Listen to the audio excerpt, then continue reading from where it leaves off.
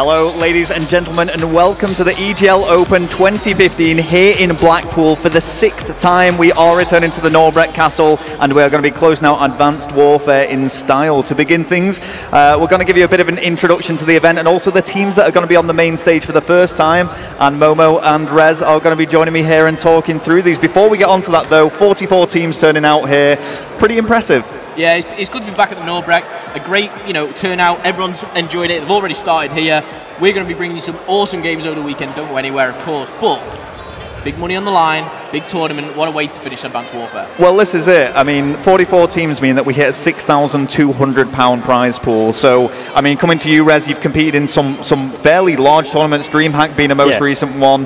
How does that fare up against the others? Well, obviously, being at EGL and stuff like that, obviously back at the Norbreck, it's just a little bonus for the teams coming in and out, finish the event off. Obviously, we've had Barrage, who were just at Worlds. Well, the majority of the players are at Worlds, sort of thing.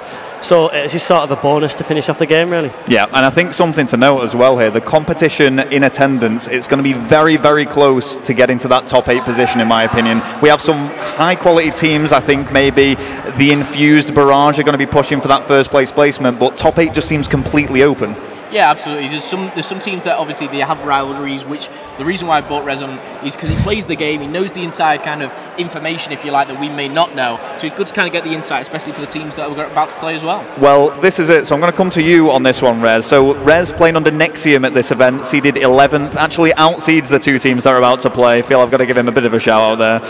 It is going to be Aerox, seed 18, going up against Strive UK, seed 36. So Aerox do have the advantage there. I'm going to go through a few of these players, a few things I know myself. So, I mean, JD and Dynamics placed top 8 at a recent event, I-55. Bauka, top 16. Parallax, top 24. They've teamed together for a month. Fairly solid. You've played against them online. How do you feel about Aerox? As a team, they're sort of they're one of them teams that can, if they turn up on the day, they could do quite well.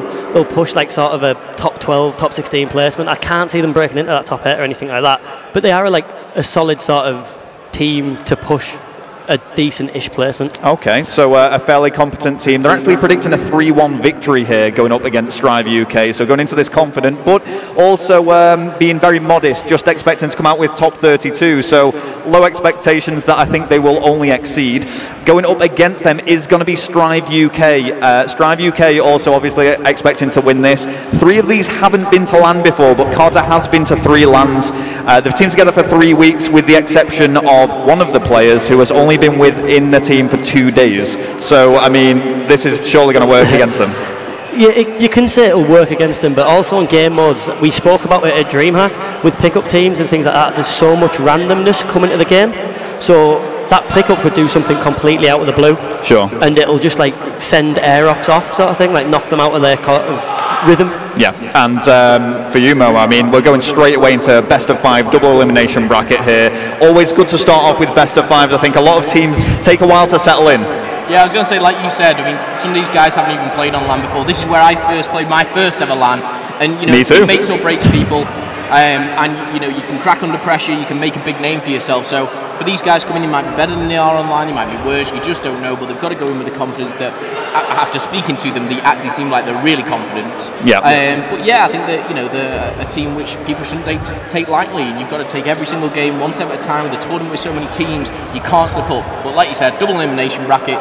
As you say, it's not going to be the end of the world if you do lose. There is a loser bracket. There's other types of brackets as well. We'll go through all of that as well with you guys, so don't go anywhere. I think, especially with it being on main stage, it'll take both the teams sort of like, even though it's not the biggest of main stage or anything, it's still that sort of like they're on stream. Yep. There's always that little bit of nerve there as well. So not only is it the first LAN, but it's also the first time on main stage for the majority of these players. So the pressure could either make them overperform or crumble. That's what you're saying. All right, well, we'll have a little bit of a prediction here. And Rez, as we say, you've played against them, you know what these guys are capable of. So just to run through the rosters, Aerox Esports, JD, Bauka, Dynamics and Parallax going up against Strive UK, Kaiser, Magnifix, Aaron and Carter. Rez, what are we saying? How's this going to end up? I think it's going to be 3-1 Aerox. I think that they're a really practiced team, although there's always the gamble of the pickup in the Strive team. Yep. So there's always that possibility of something just coming out of the blue. Yeah, I mean, the pickup for the Strive team, Aaron, only played with them for 2 days. He's a self-proclaimed, he says he's the best player in the team. He's going to smash this event. It's coming into this pump. Both teams are actually predicting a 3-1 victory from themselves. Both of them feel that the best game mode is Hardpoint. Momo, we've talked about them a little bit now. What are you thinking? I'm going to have to say the same as Rez, really, which I don't like to do. But, you know, I shouldn't do many times. But 3-1 is something I don't see being a clean sweep. I see, you know, both teams going at it and giving everything they've got. But I think 3-1 seems a suitable result. But okay, we always like that game 5, 3-2. I feel it'll be close games all the way through. But I just feel like, obviously, the experience, even though it's little experience, but the experience that Aerox have is going to overcome them for this Strive game. Alright, so what's the map or the mode that they're going to slip up on? For some reason I think it will be S&D, because of the pickup. Right. The pickup could just do silly rushes sort of things like that. He's going to win it for him. He's already said he's going to win it. He's going to smash it. You know how excited we were when we played at our first event. Unfortunately, I didn't do too well, but you know, you're so pumped for it, you're so excited, and you do tend to do really well. We're going to actually have a look at the maps as well, and we can see here, Biolab Hardpoint is where we're going to start off. Recovery, Search and Destroy, come back uplink, retreat Hardpoint, destroy, Search and Destroy, if it does go to it.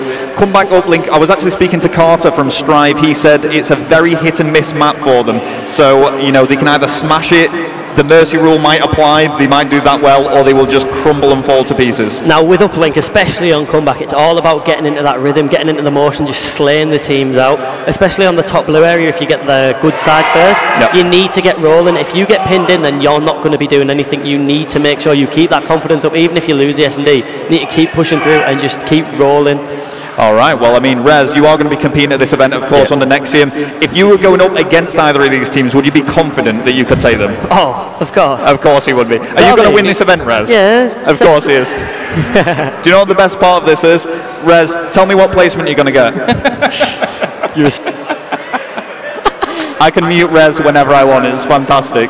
But yes, it's going to be a great tournament. Very, very excited for this as well. It's going to be closing out Advanced Warfare. This is the actual final Advanced Warfare event before Black Ops 3. And yeah, I mean, a huge shout out to all the sponsors as well. Rockstar, ASTRO, Scuf, IIyama and Hauppauge all allowing this to happen and contributing towards that prize fund in one way or another. And I think that's something that's very exciting for all the players as well. I mean, as we say, this is a lot of the guys here's first event, and they could be walking away with some serious cash. First place is £2,790 when it's split down. Not bad for a weekend's work. Not bad for a weekend playing Call of Duty. Not bad for a weekend in the Norbreck. Well, there we go. But yes, double elimination 64 team bracket is going to apply. If time permits, there will also be an amateur, maybe an intermediate bracket with prizes as well. So I know the guys behind the scene are going to be organising that as best they can. So plenty of gameplay for all the players that are attending here as well. So here's what I really want to know from you guys. Who's going to win the event? Momo, you first. Reza will probably win the amateur bracket like he usually does. Thanks. The event winner, I would say, I'm going to say Infused. They're the most practiced squad. I think they're the most structured squad, and I think as a team they will be able to take it over anyone else here. However, the kind of new Barrage team, I would kind of favour to come in and be very strong at S&D. S&D wins championships, blah. I'd say Infused though. I'm going to go with XL. Oh. I think XL will take it. They've been smashing everyone on LAN. If they can keep themselves and just bring it over to LAN, they've all been to LAN. They all understand like how LAN works now. It's not like they can't blame it on the nerves. It's not that anymore. Yeah. They just need to smash this event like they've been doing on LAN. I mean, XL are one of these organisations that are accumulating quite a fan base actually. Very professional, very mature, dedicated to the game, and always try the best. And as you say, very competent as well. Could do some serious damage. But, I mean, for me, it's got to be Infused. I'm putting Infused first. When we watched them at Worlds, that game against Optic Gaming, they were 5-2 up on the final map, or 5-3 up, 5-3 up, sorry, 5-3 up. Could have taken it, and when you sort of see the calibre and what they're capable of doing and then bring it back to a European event, well, you know. It's just Dave Marsh. Dave Marsh is the Optic Slayer. Urban's the one to watch. Urban's just the man. All right, well, we are going to get the game underway as soon as possible, but before we do, we'll go to a very quick break. Do not go anywhere.